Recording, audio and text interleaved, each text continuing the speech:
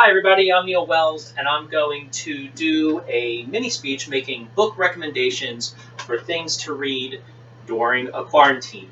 So in this situation, I've started to read longer books again, and what I like to read under these circumstances are books that give you a sense of certainty. So I sometimes think of like that there are those modern fancy literature books that you have to wonder, is the character really being honest with you, and you have to figure out the themes of what's going on, as opposed to the more pulpy books where the writer just narrates with a sense of certainty that this is how the world is. And I find that very comforting. And in times like this, those are the kind of books that you can just get lost and absorbed in. So I'm going to make a few recommendations. So right now, and of course, what people can do is you can download it through Kindle or Nook. So that's one thing that everybody has access to, whether you have the book with you or not. So currently, I'm reading the sixth book of The Girl with the Dragon Tattoo stories. Of course, the first books were written by Stieg Larsson. This is The Girl Who Played with Fire, which is my personal favorite. It's the longest. It's the second book. Stieg Larsson died, so the books are being continued by someone whose name I can't pronounce, Daniel something with an L.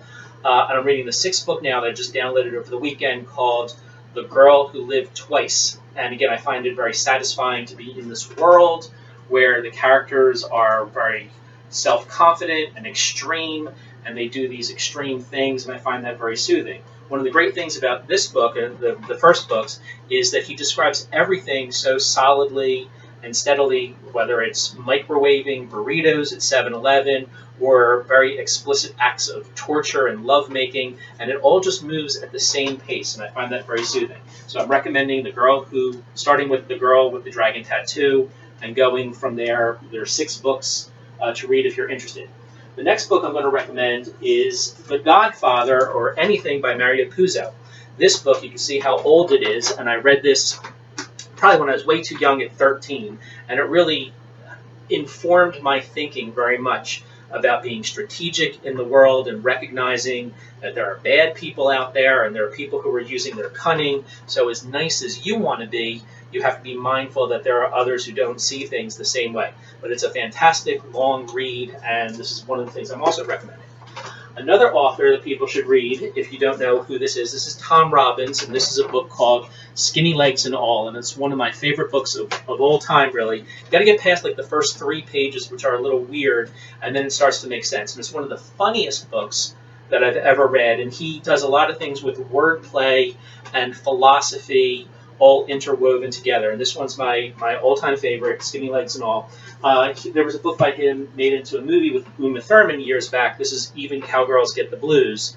But again, I would start off with Skinny Legs and All, and then if you like that, you can continue.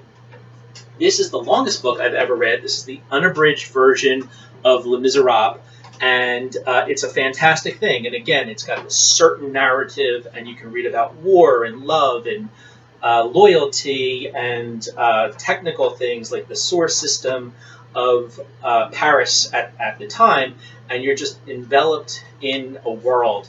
And I actually got this book. I was traveling I was in Boston at the time, and I was at one of the monuments, and I met a woman who was older than me, like 20 or 30 years older than me, but somehow just standing there, we hit it off. We ended up going out to dinner together and swapping book recommendations, and this is the book that she bought for me, and it wasn't until a few years later that I had the time that I was able to read it and get immersed in it. So this is also, like, for me, a personal, specific possession that means something to me from the experience in which I got it. 2 more book authors. So one is John Irving, who wrote The World According to Garp, and this is the Cider House Rules.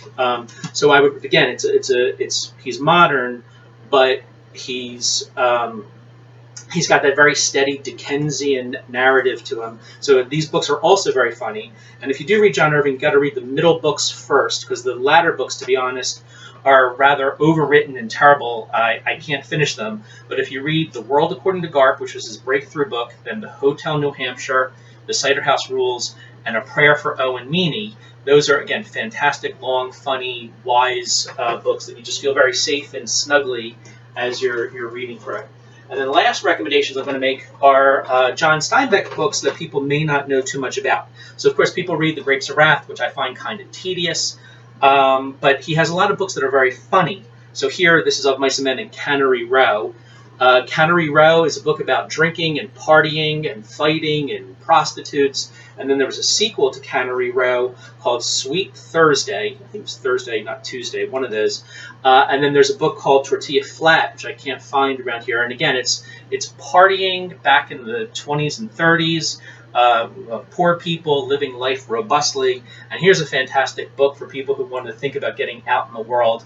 And this is John Steinbeck's travel diary, Travels with Charlie, which was his dog that he took across America with. So he's again, it's a very secure writer, just telling you how it is, and it makes me feel very just enveloped as I'm reading these things. So again, I hope you appreciate these recommendations. Overall, I think everybody at this point would be served well by finding a book, getting enveloped in it, and doing that to help get through this difficult time. Thank you very much. Bye-bye.